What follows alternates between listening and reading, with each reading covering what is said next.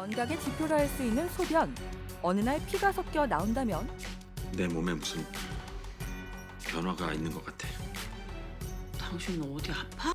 혈뇨는 소변이 통과하는 심장, 방광, 요도 등 여러 개의 이상 신호로 볼 수 있는데요. 특히 심장암과 방광암일 수 있어 조기, 정확한 진단이 중요합니다. 아직은 낯선 심장암과 방광암. 하지만 국내 발생암 9위와 10위를 차지할 만큼 환자가 늘고 있어 주의가 필요합니다. 공개클리닉 웰에서는 쉬쉬하고 숨기면 큰일 날 수 있는 심장암과 방광암에 대해 알아봅니다. 오늘의 첫 번째 키워드는 심장암은 땡땡땡땡의 종양이다 입니다.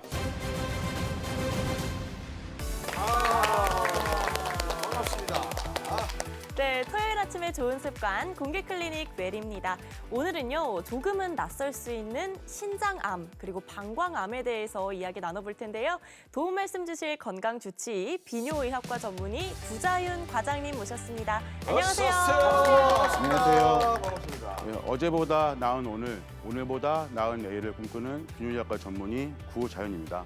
반갑습니다. 야, 첫 번째 키워드로 신장암은 땡땡땡땡이다. 네 글자로 돼 있는데 우리가 이 갑상선 암을 이야기할 때 착한 암이라는 표현을 많이 하거든. 아, 공부 안 했네. 막 착한 이라면 좀 사람들이 얘 이랬는데 처음 듣는 소리지요. 아 근데 착한 암이 어디 있어요? 하여튼 그런 이야기를 표현했었어 옛날에. 자, 그런 것처럼 신장도 우리가 9위, 10위 정도 되니까 많이 들어보지 않았으니까 착한 에다가 암을 붙이면 좀 이상하니까 하나 더 해가지고 땡땡땡땡이니까 착한 천사, 착한 천사 정답 끝. 야 진짜 저는 그 착한 천사. 어르신을 공경하는 의미에서 그냥 끝까지 듣고 있는데 못 들어드리겠네요. 제가 보기에는 신장도 어떻게 보면 침묵의 장기다. 그래서 침묵 살인의 종양이다. 왜냐하면 이걸 계속해서 꾸준하게 관찰하고 검진 받아야 된다라는 의미로 서서히 안 좋아질 수 있으니까. 네. 침묵 살인의 장기다. 저는요, 이 시간 싸움으로 가보고 싶은데요. 왜 암은 빠르게 발견할수록 더 좋다고 하잖아요. 빨리 치료할 수 있고 또 초기에 잡을 수 있으니까.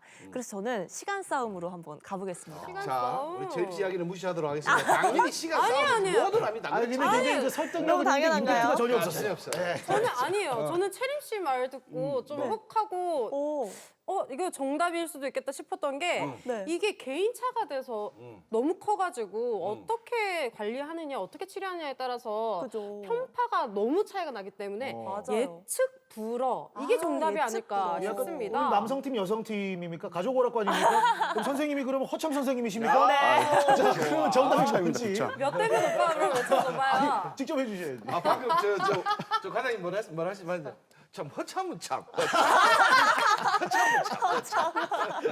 네 글자 뭐예요? 자, 그러게요. 네. 예, 신장암은 내과 의사의 종양이다입니다. 내과 의사? 아니, 내과 소개가 의사의 잘못됐나요? 원장님 비뇨의학과 전문의 아니신가요? 그렇죠. 갑자기 저는 내과 비뇨기과 의사라니. 전문이죠. 네. 이게 무슨 뜻이죠? 신장암은 초기에는 아무 증상이나 심톰, 징후가 없습니다. 그래서 신장암 때문에 증상이나 징후를 느낀다면 신장암이 이미 많이 정의된 발전된 경우가 많고요. 네. 그리고 이런 증상 또한 체중 감소나 식욕 부진처럼 신장암을 의심하기 힘든 증상부터 옆구리 통증이나 혈뇨, 그리고 이런 뱃속에 덩어리가 만들어지는 그런 증상까지 굉장히 다양합니다. 증상이 다양하기 때문에 처음에 내과 질환으로 우리가 오해를 하고 내과적으로 검사를 하다가 발견되는 경우가 많기 때문에 신장암을 내과 의사의 종양이라고 말을 합니다. 물론 말씀하신 것처럼 내과 의사가 치료하는 것은 아니고요. 이런 신장암에 대해서 수술이나 치료는 저희 비뇨기과에서 하고 있습니다. 뭔지 알겠다 이제.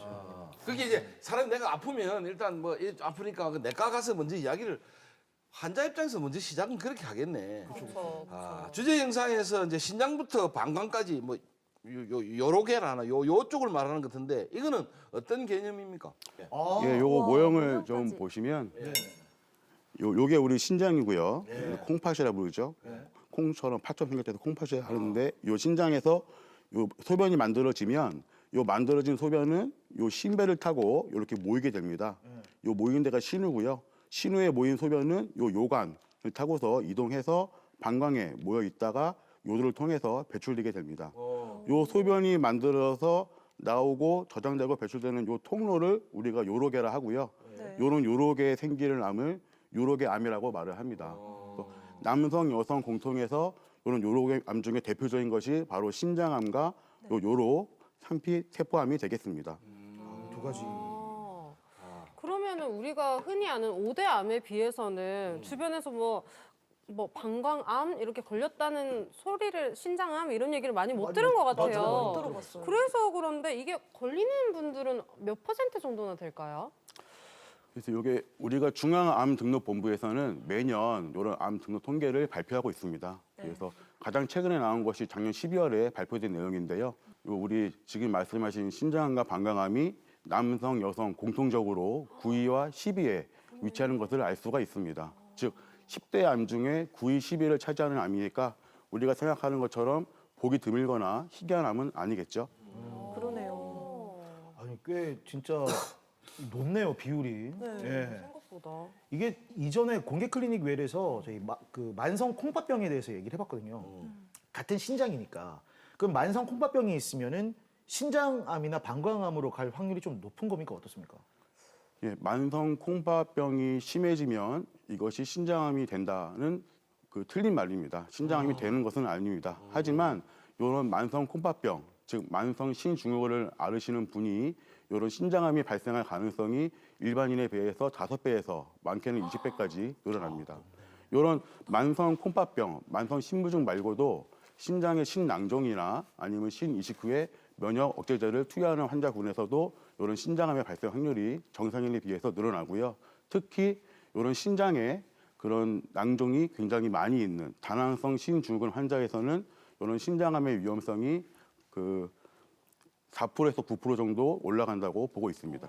아니 그럼 어떤 원인들이 이런 신장암을 좀 발병시키나요? 어떤 걸 조심해야 되는지 알려주세요. 그렇죠. 신장암의 위험 인자를 말씀드리면 뭐 우리가 누구나 다 암하면 항상 떠오르는 게 있죠. 흡연 역시 신장암도 마찬가지로 흡연이 그 가장 큰 위험 인자고요. 네. 흡연 외에는 비만 그리고 이런 고혈압이 있습니다. 지금 고혈압이라니까 이제 지금 이제 고혈압을 앓고 있는 사람은 무조건 다 그런 게 저 같은 경우는 고혈압을 30년 해도 약으로 계속 이렇게 유지를 하고 있는 사람은 고혈압은 상관없는 거 아닙니까? 그렇죠. 맞습니다. 이 고혈압이 왜 신장암의 위험 인자면 조절되지 않는 고혈압. 그러니까 고혈압은 혈압이 올라가는 거잖아요. 고혈압이 조절이 안 되면 이런 신장의 모세혈관이나 신장벽 쪽에 우리가 미세한 상처를 내게 됩니다. 왜냐하면 혈압이 올라가니까요. 그런 상처들에서 염증이 발생하게 되고 그런 만성 염증이 신장암을 일으킨다는 얘기가 있습니다. 그래서 말씀하신 것처럼 조절이 잘 되신다면 그거는 아주 관계 없는 거잖아요. 관계없고 그냥 좋으신 거죠.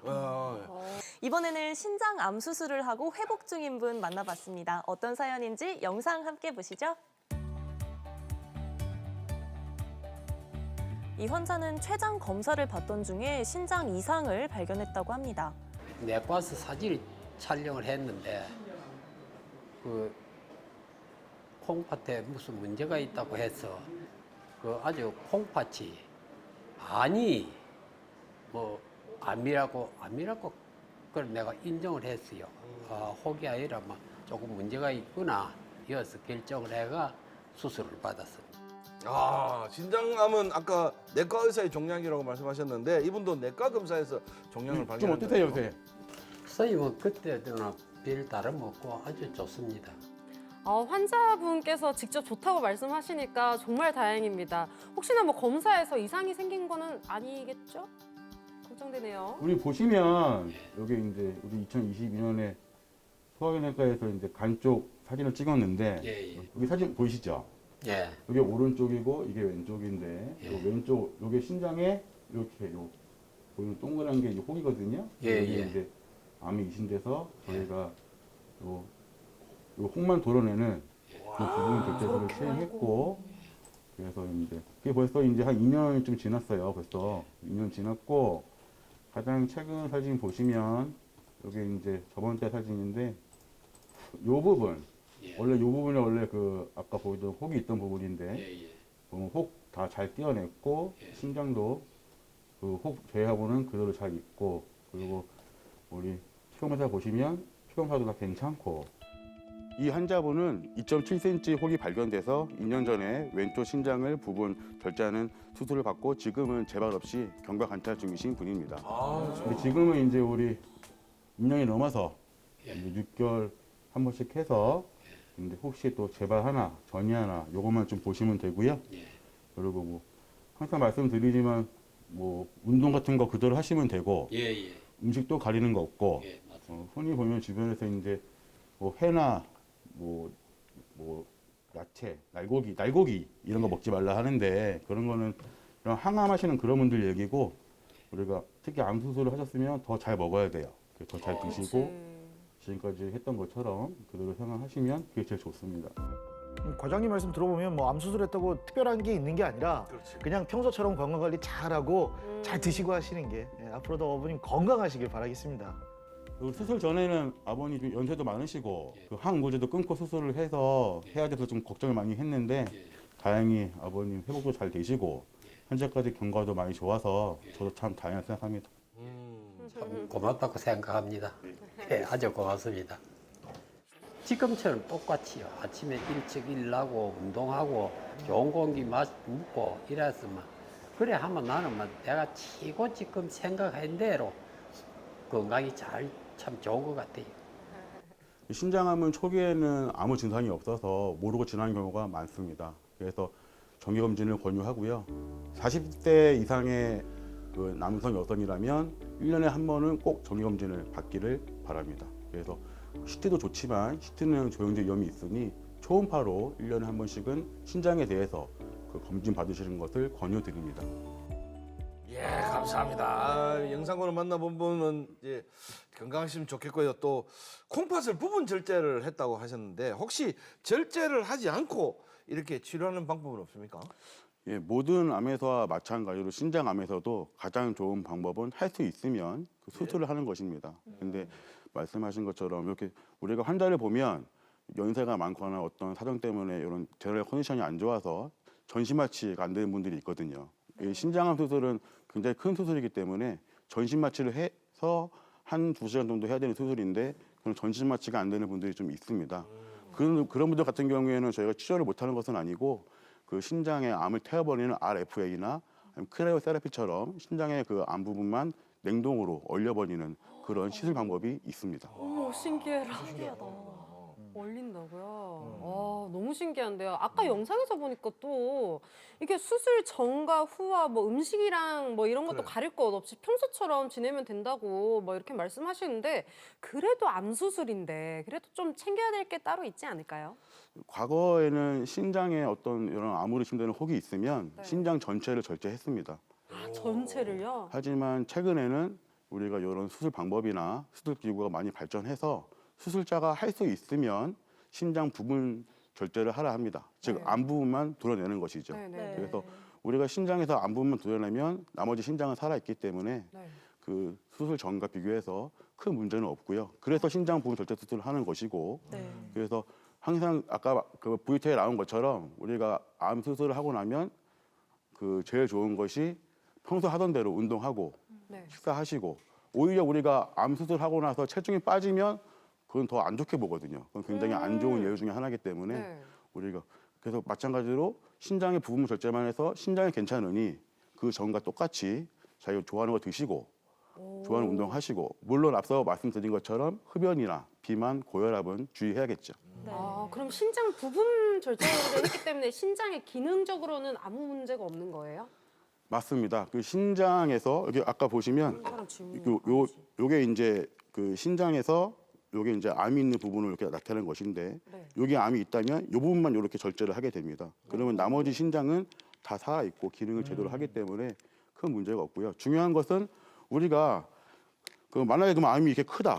근데 이렇게 신장 부분 절제를 해서 이것만 남는다. 그게 의미가 있냐? 이렇게 할 수가 있는데 네. 신장이 하나 없는 거랑 신장이 조금이라도 기능이 남아 있는 것이랑은 나중에 차후에 이분이 투석을 하고 안 하는 데서 굉장히 영향이 미칩니다. 그래서 그래요? 할 수만 있다면 신장 부분 절제를 하는 것이 가장 좋습니다. 궁금한 게 지금 지금 들고 계신 그 크기가 네. 우리가 몸에 가지고 있는 신장 원래 크기가 똑같은 겁니까? 아, 예. 훨씬 작은 거 아니에요? 우리 보통 신장은 자기 주먹 들으셔가지고 자기 주먹마다 보시면 되겠습니다. 이렇게. 그래서 신장은 여기 배에 있는 게 아니고 등 쪽에 있거든요. 등에 있어요? 그렇지. 예, 그래서 우리가 후 복막 장기라 해서 우리 사람 몸이 옆으로 이렇게 막이 하나가 있어요. 그래서 장을 싸는 막이 앞에 하나가 있고 또 막이 뒤에 있고 신장 네. 뒤에 있고. 그래서 항상 제가 말씀드리는 게 신장이 안 좋으면 배가 아픈 게 아니고 옆구리가 아픕니다. 옆구리가. 요 좌측 오른쪽 네. 요 신장이 안 좋으면 옆구리가. 그래서 옆구리가 좀 안 좋으시면 내가 허리가 안 좋은 게 아닌가 하고 그 신경외과나 이런 정형외과 가는 것도 좋지만 또 혹시 신장이 안 좋은 게 아닌가 하고 이런 감별을 해보는 것도 굉장히 도움이 될 것 같습니다.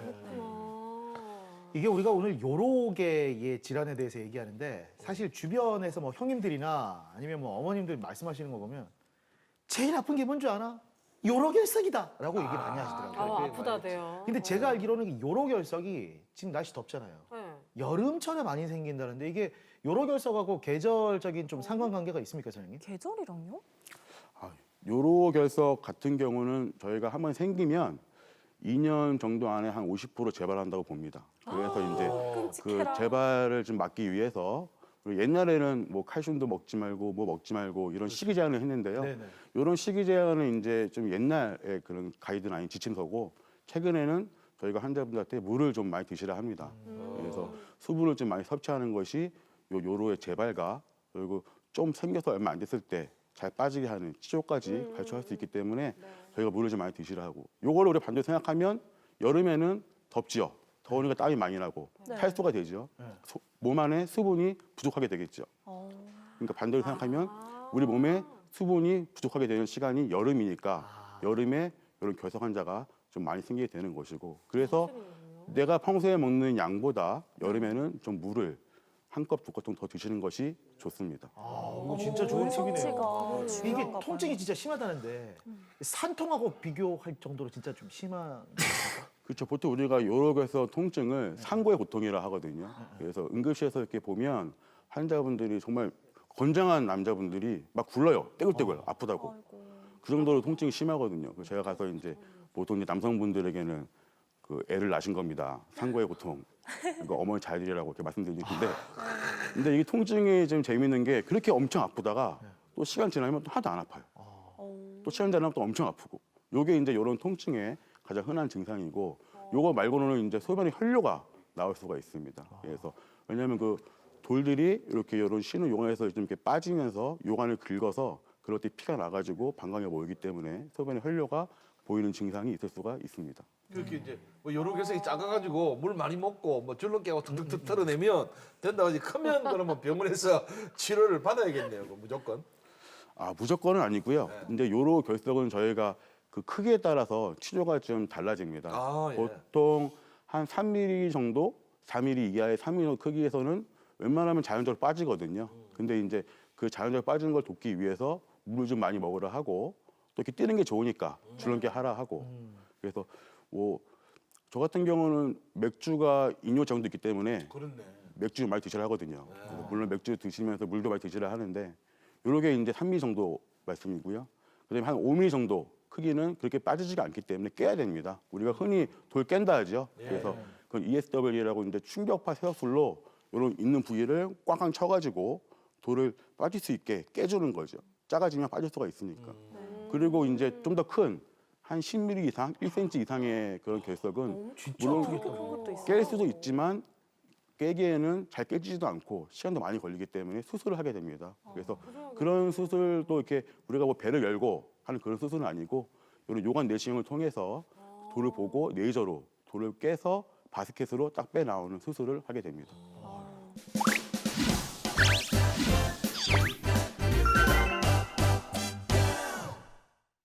네, 이번에는 요로계 암에 대해서 잘못 알고 있는 상식을 꽁트로 풀어보는 시간, 진실극장 기다 아이다 시간입니다. 과연 오늘의 클로징은 누가 하게 될지 또 이 시간이 왔습니다. 네, 퀴즈 바로 만나볼까요? 어허.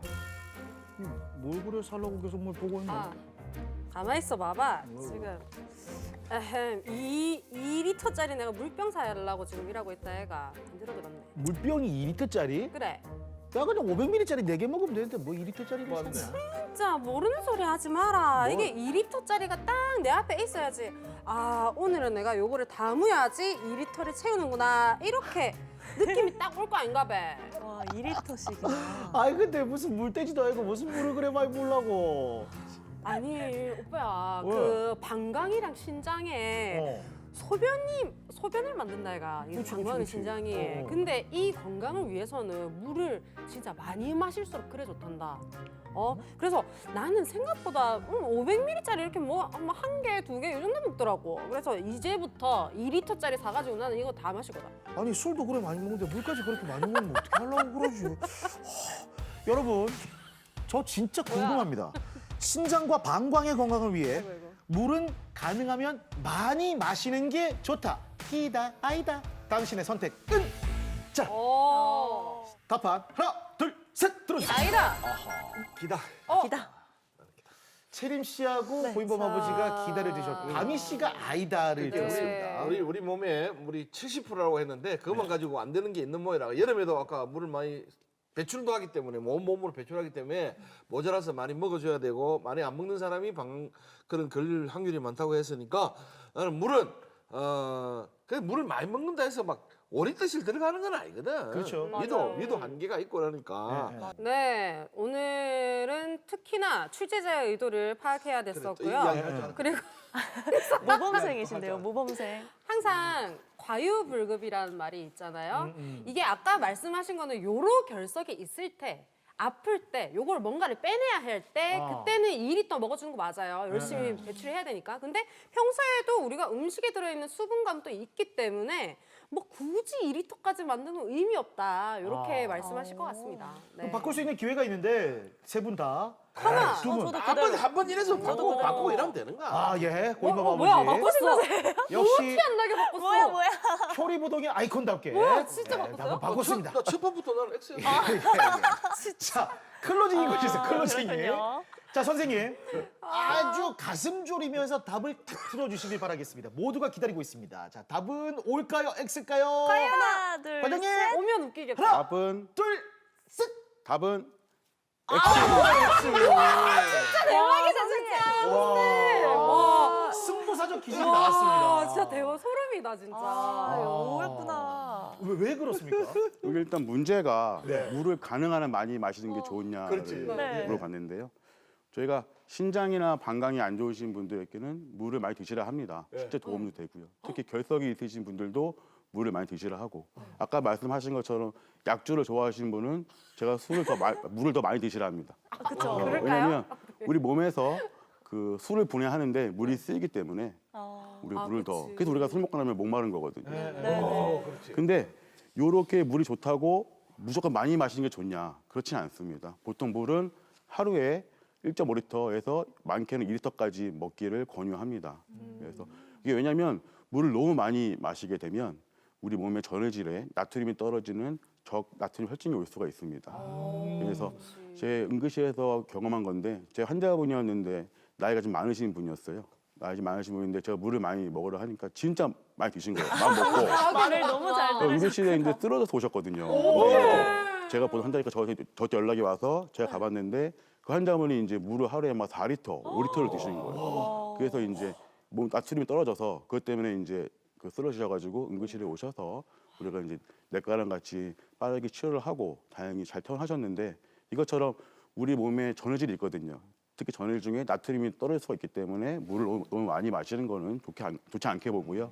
또 우리가 물을 먹을 때도 뭐 500을 한 번에 원샷 이렇게 하는 것보다는 조금씩 나눠서 그러니까 제가 먹으라는 1.5리터는 하루에 총량을 먹으라는 거거든요. 그래서 조금씩 자주 먹어서 총량을 맞추는 게 좋고요. 네, 그럼 두 번째 문제 바로 만나보겠습니다. 어허, 날씨가 좋구려.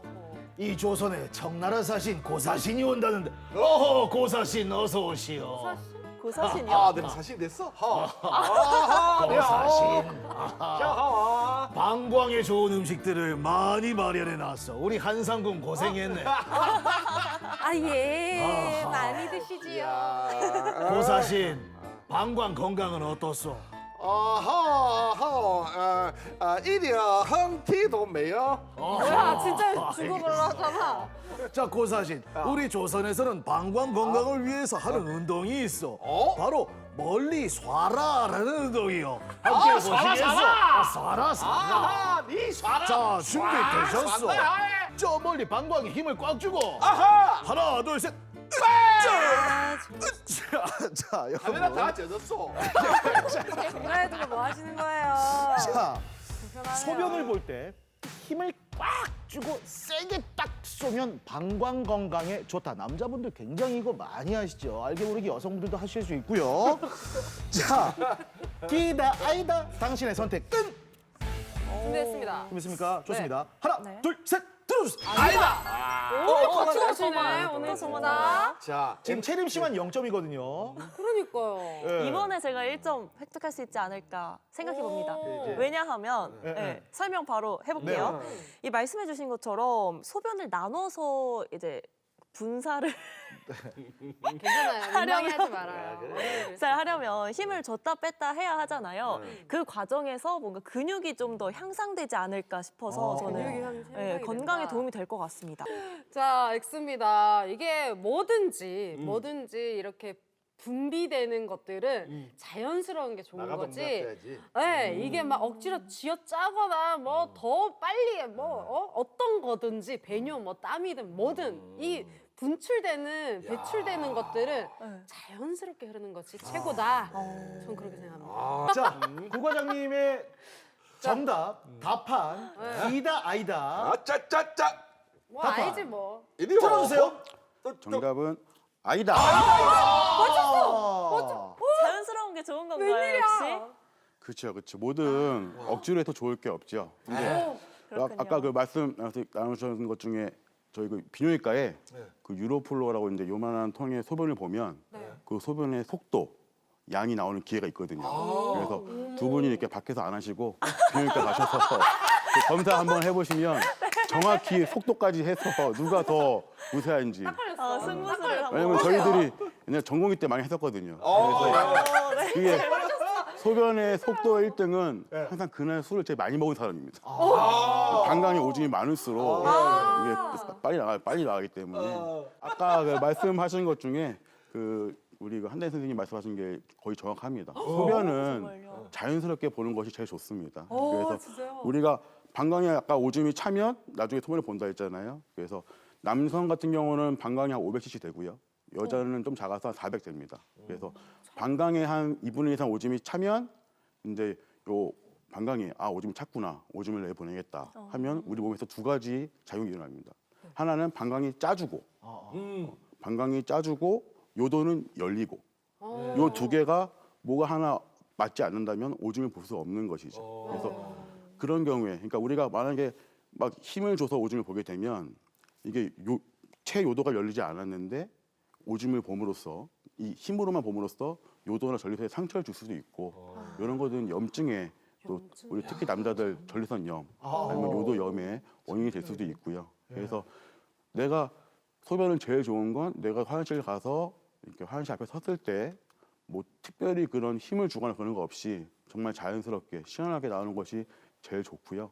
만약에 내가 화장실 가서 나는 좀 힘을 줘야 소변이 나온다 하시는 분들은 아까 제가 말씀드린 두 가지 과정, 방광이 짜주거나 요도가 열리거나 둘 중에 문제가 있는 경우가 많고요. 특히 이제 60세 이상의 남성분들에서는 전리선이 비대함으로써 전리선 요도를 누르기 때문에 소변이 잘 안 나오는 그런 경우가 많습니다.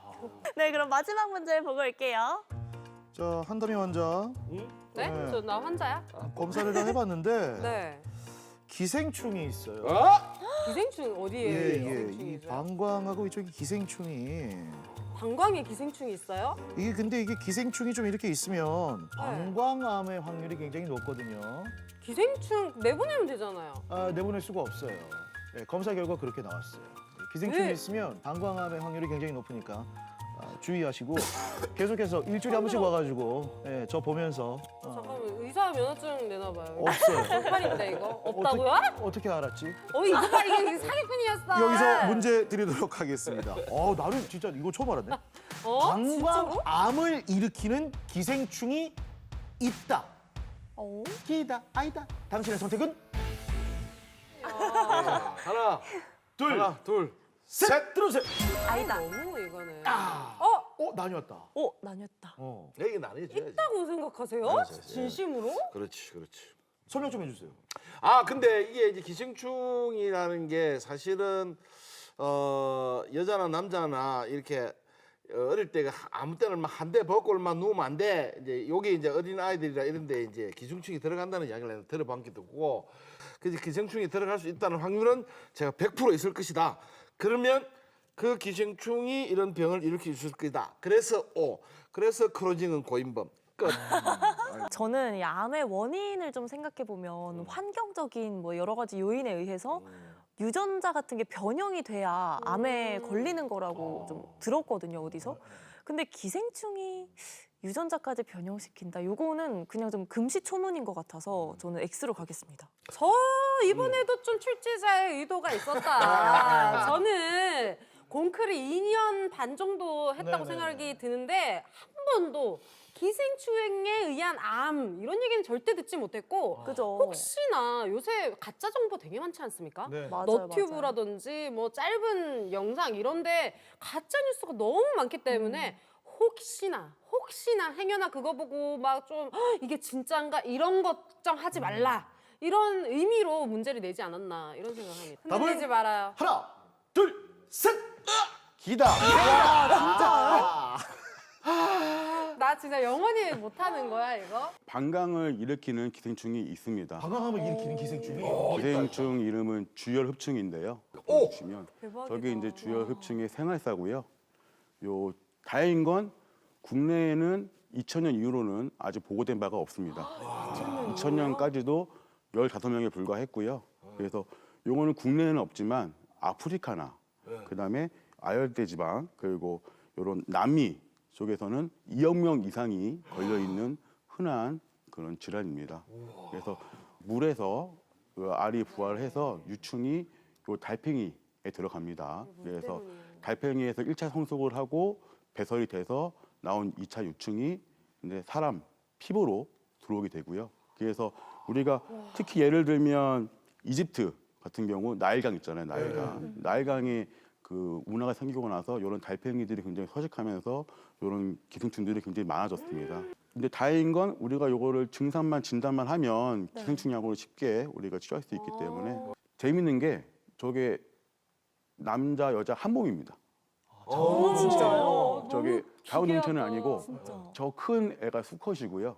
네. 수컷이 이렇게 암컷을 이렇게 안고 있는 형태로. 정도 아, 그래서 저 사진은 옛날에는 많이 나왔습니다. 그 솔로들한테 이런 기생충도 짝이 있는데 같이 내가 어떡하겠어. 다니는데. 그렇게 약간 좀 나왔던 기생 사진인데 저 기생충이 주혈흡충이고 그래서 우리가 방광암을 일으키는 주혈흡충을 이름도 방광 주혈흡충이라 부르고 그래서 말씀드리면 이런 그 아프리카나 아니면 이런 남미 갔을 때 물에 들어가 안 가시는 게 좋고 굳이 들어가겠다 싶으면 스타킹이나 이런 거를 이렇게 신으셔서 보호한 다음에 들어가시는 게 좋고 그다음에 이집트나 남미 아프리카를 갔다 오신 후에 이런 발열이나 복통이 있다면 꼭 기생충 검사를 하셔서 약을 드시는 것을 추천합니다.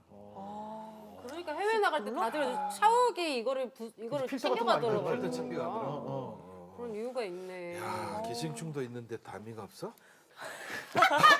좀 마시는 거예요? 네, 좋습니다. 그럼 오늘 클로징 해주실 분은 고쌤이신데 오늘 컨디션 많이 안 좋으시잖아요. 아, 괜찮아. 제가 대신 해드릴까요? 신경 쓰지. 흑기녀 흑기사, 흑기사.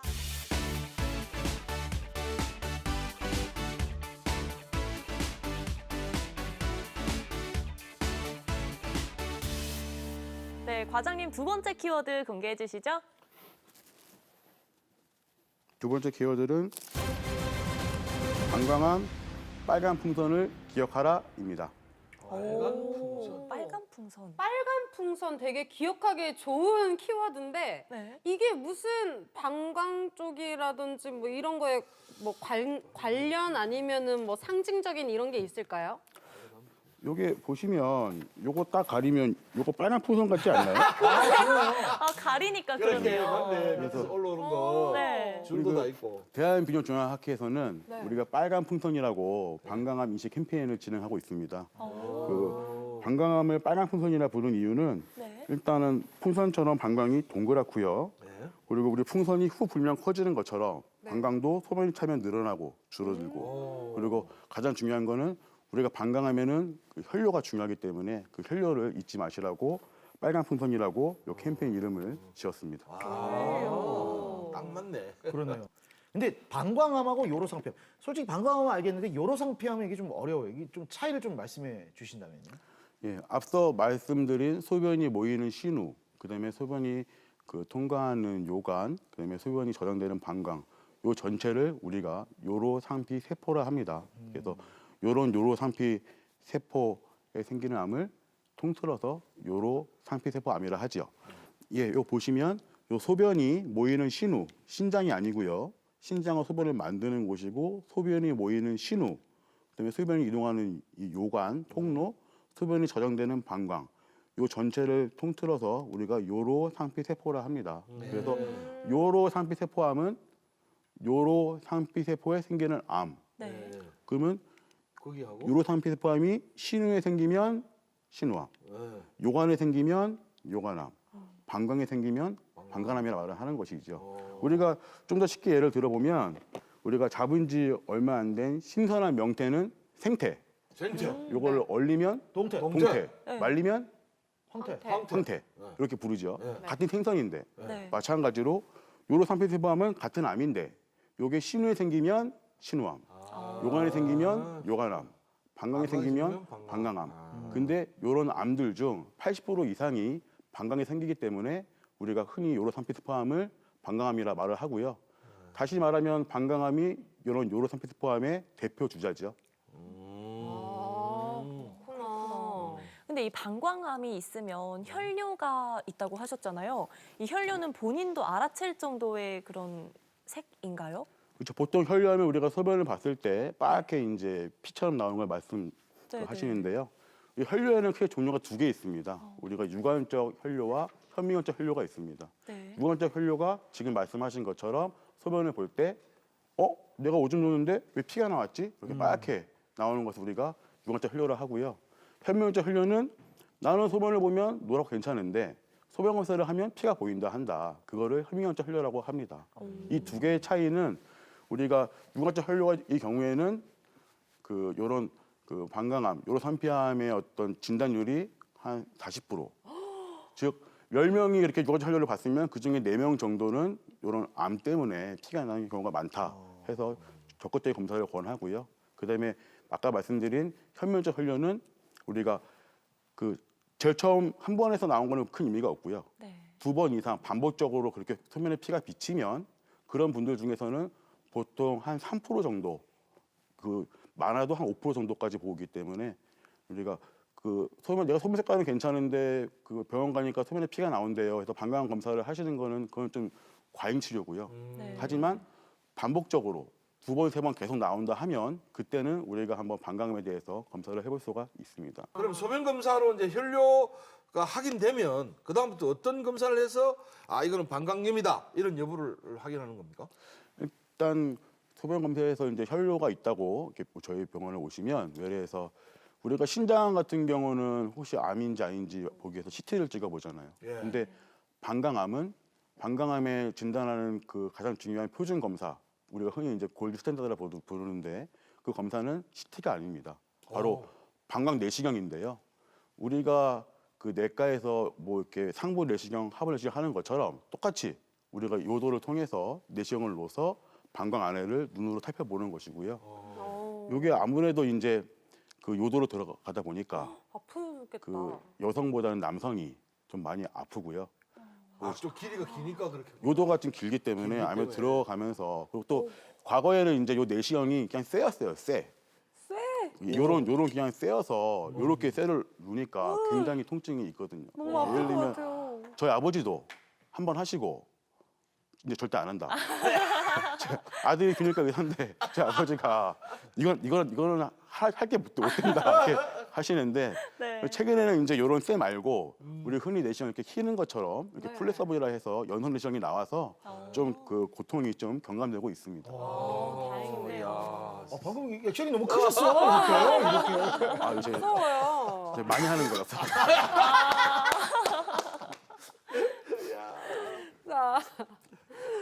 자, 이렇게 뭔가 계속 방광암 얘기를 듣다 보니까 또 원인이 뭐 술이면은 너무 속상할 것 같은데 방광암을 일으키는 원인이 뭐 주로 뭐가 있을까요? 예. 술은 아니겠죠? 저에게도 다행히게 방광암의 술은 아직까지 그런 위험성을 높인다는 직접적인 보고는 없고요. 그래서 다행이다. 아까 신장암에서와 마찬가지로 일단 흡연이 있고요.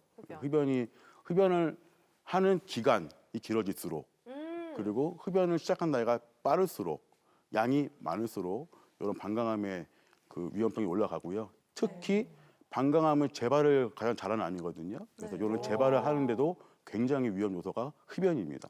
흡연이 있고 그다음에는 요 직업상 이런 과거력이 되겠는데요. 이게 가죽 협회 공장이나 염료 공장, 도색 공장에 일하시는 분들 그런 가스들이 이런 방광암을 일으킨다는 보고가 되고 있습니다. 그래서 물론 그런 일을 하실 때 안전 장치를 잘 하고 하시면 별 문제가 없겠지만 그렇지 않다면 굉장히 위험할 수가 있겠죠. 그리고 그다음으로는 이게 뭐 만성적인 방광염이나 아니면 아까 말한 기생충 그리고 방광결석이 장기적으로 봤을 때는 이런 방광암을 일으키는 원인도 되겠다라는 보고가 있고요. 그리고 보통 성별로 보면 남성이 여성보다 4배 정도 방광이 많고요. 그다음에 나이는 60세 이상. 그래서 이걸 좀 정리해 보면 방광암이 위험한 사람은 60세 이상의 남자에서 흡연을 하고 있는 염료 공장에 일하시는 분이 가장 높겠죠. 이게 근데 방광암도 신장암처럼 절제하는 방법밖에 없습니까? 좀 어떻게 치료를 하는지. 그러니까. 예. 신장암 같은 경우는 일단 그 혹을 절제하는 수술이 전부인데 요 방광암 같은 경우는 암 병기에 따라서 또 수술이 달라집니다. 그래서 오늘 요거 좀 자주 쓰는데요. 요 보시면 방광암은 이렇게 그 층이 2개입니다. 요 근육층과 요 하얀 게 점막층이거든요. 네. 그래서 방광암에서의 암의 크기는 암의 재발과는 관계가 있지만 암의 병기와는 관계가 없습니다. 병기란 몇 기 말하는 것인데요. 암의 뿌리가 점막까지 가 있으면 1기, 근육까지 들어가 있으면 2기. 요 막을 이 방광을 나갔다 3기, 딴 데 전이했다 4기. 그래서 요 기수에 따라서 치료가 달라지는데요. 먼저 이 방광을 벗어난 것과 안 벗어난 것, 즉 3기 이상, 4기 이상 이 전이한 방광암에서는 수술은 큰 의미가 없고 약물 치료, 즉 항암 치료를 하게 됩니다. 그리고 반면 암이 아직 방광을 안 벗어난 1기, 2기에서는 수술 치료를 하게 되는데요. 그 수술 역시 이 1기 때는 우리가 앞서 말씀드린 그 방광 내시경으로 들어가서 요 있는 암을 긁어내는 그 경요도적 방광 종양 절주술을 하게 됩니다. 즉 배를 여는 것이 아니고 내시경으로 긁어내는 것이죠. 하지만 시기를 놓쳐서 근육까지 암이 침투한 2기가 나오면 그때는 방광 전체를 드러내는 방광 적출술을 아이고. 해야 합니다.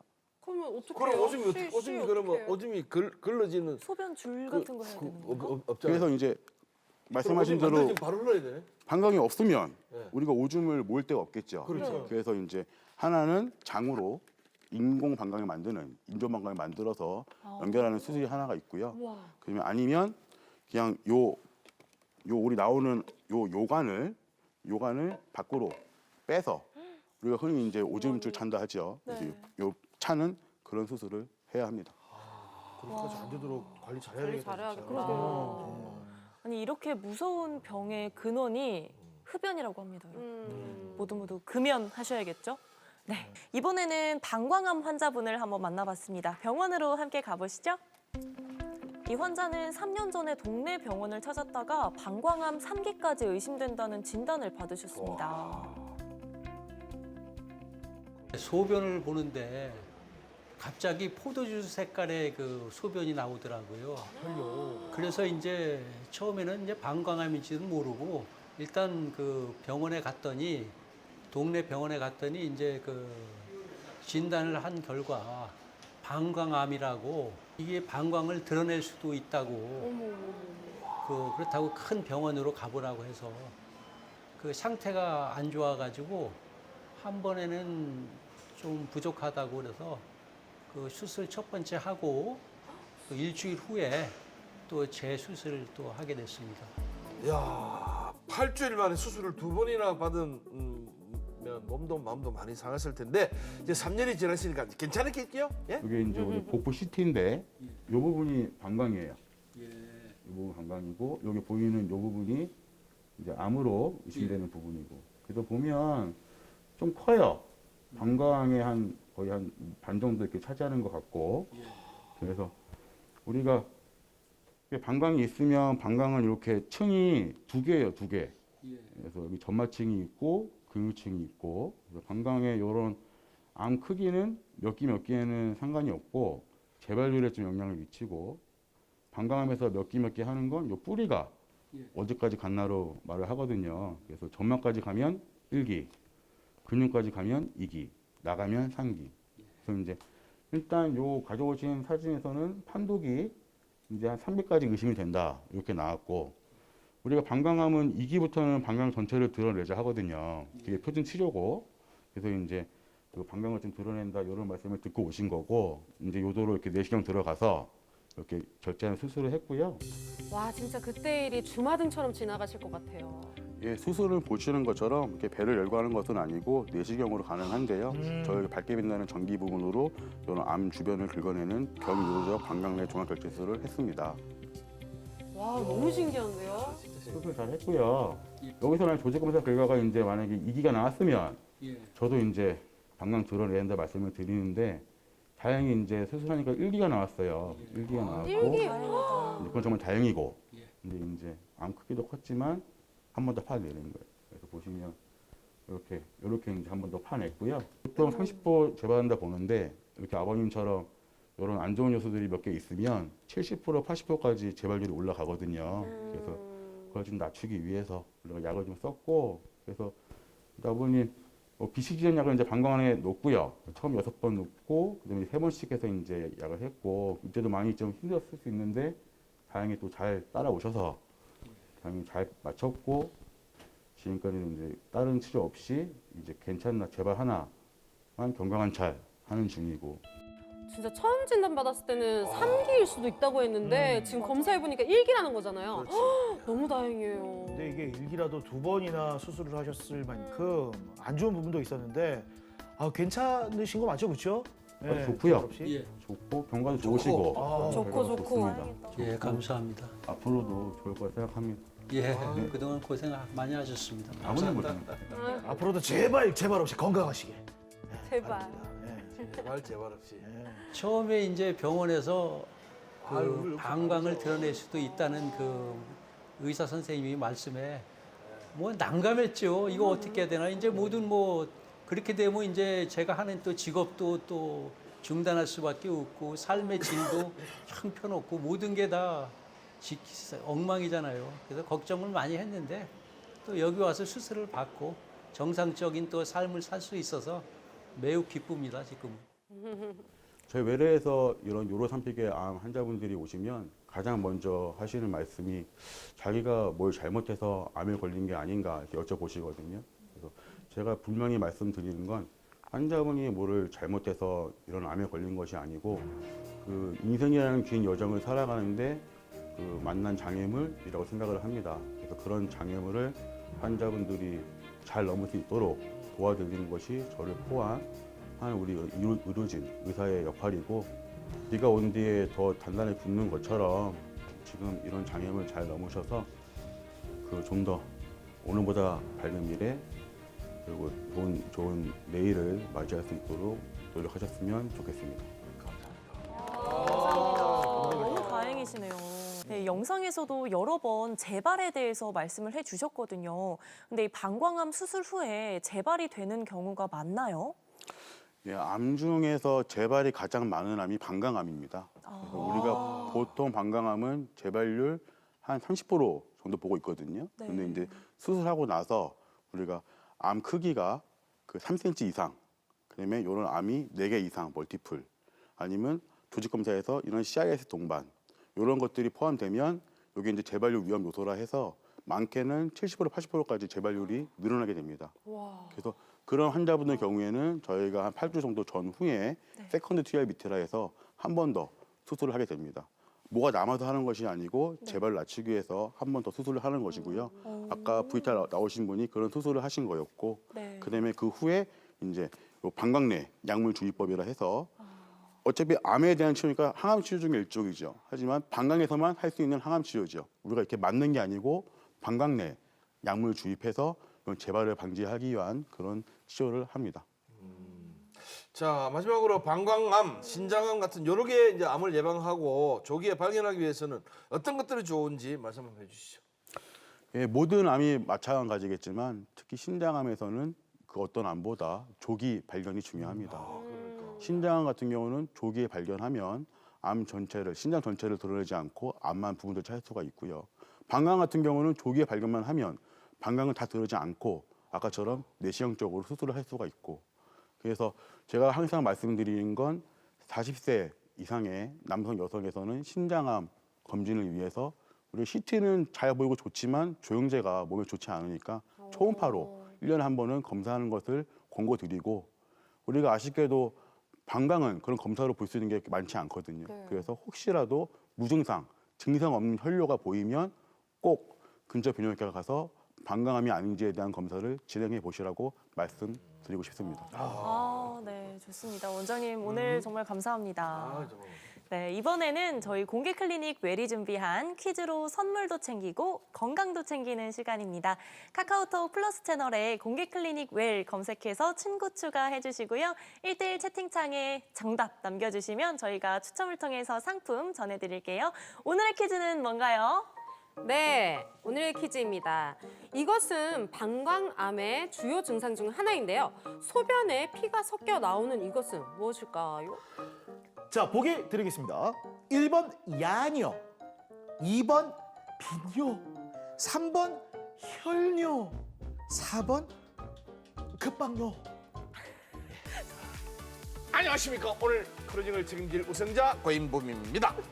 오늘 더운 여름 땀을 많이 흘리게 되면 말이죠. 체내 수분이 빨리 손실되기 때문에 틈틈이 수분을 많이 보충해 주시라고 하네요. 근데 커피나 맥주는 오히려 이뇨작용 때문에 도움을 안 되고요. 그러니까 수박, 참외, 오이 같은 과즙이 많은 재료들이나 과일들을 많이 섭취하시는 게 좋을 것 같습니다. 다음 시간에는 손목과 팔꿈치에 생기는 질환에 대해서 알아보도록 하겠습니다.